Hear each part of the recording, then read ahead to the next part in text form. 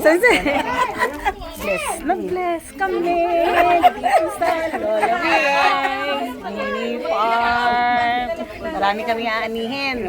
So, ngayon pala, marami na kami mga bisita. Good morning! Magandang umaga! Gusto na mga lolo-lola, nanay, tatay, kapatid at kaibigan.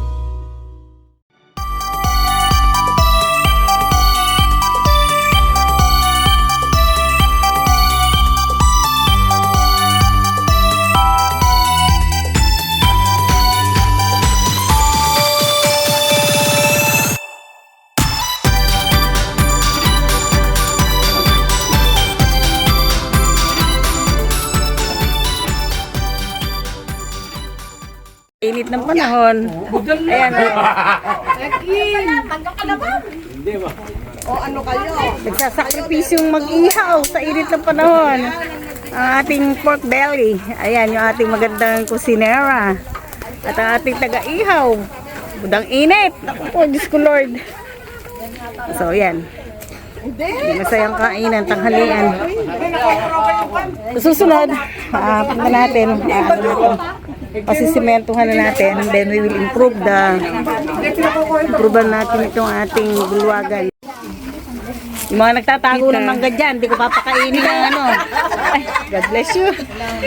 Yung nagtatago ng mangga, hindi ko papakainin. Papauwiin ko na, uwi na.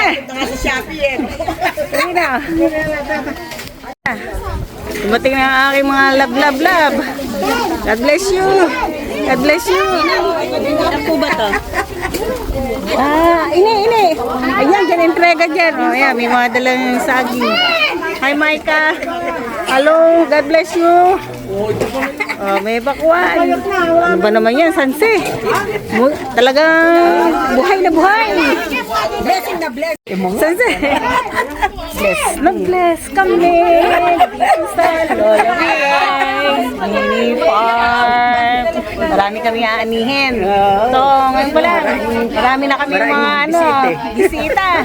Maraming nagdadala. So, ibig sabihin, maraming blessings ang darating dito sa Lola Miray Mini Farm. Nadidiscover eh. Hindi ba?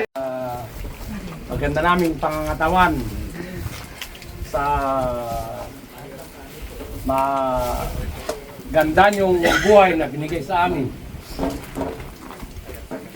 sa buong pamilya, ang pamilya namin, Lord.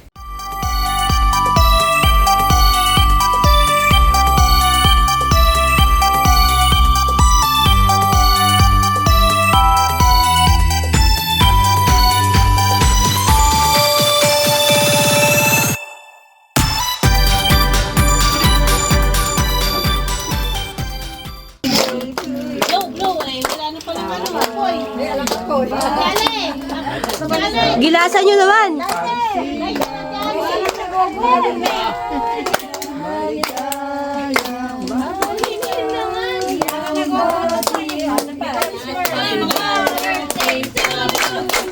Happy birthday to you. Happy birthday, happy birthday to you. Yeah.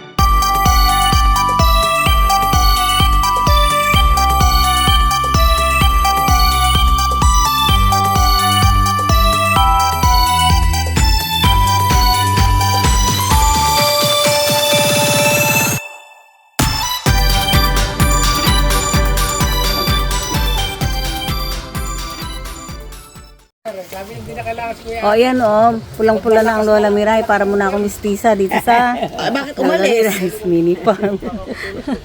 Ayan o, ayan. Ayan! Yung aking sista. Tingnan po sa 6 meter by 13 meter lang yun. Ay, sapo. Ayan o, sobrang Kami naamoy akong gamot. Nagamot namin sa Ayan yung amoy. So Dito dahil na ako sa makakain init, ng ice cream. Typing mo na yan. Ano yung may gatas? Sa kasama Ako? Hindi, wala. sa tennis.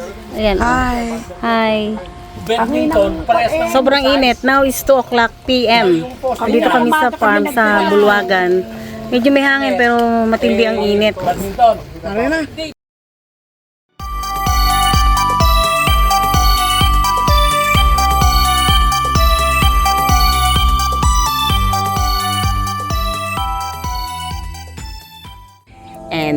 sunrise reminds me na God is so all-knowing, so magnificent, so wonderful, and no words can describe how great is our God.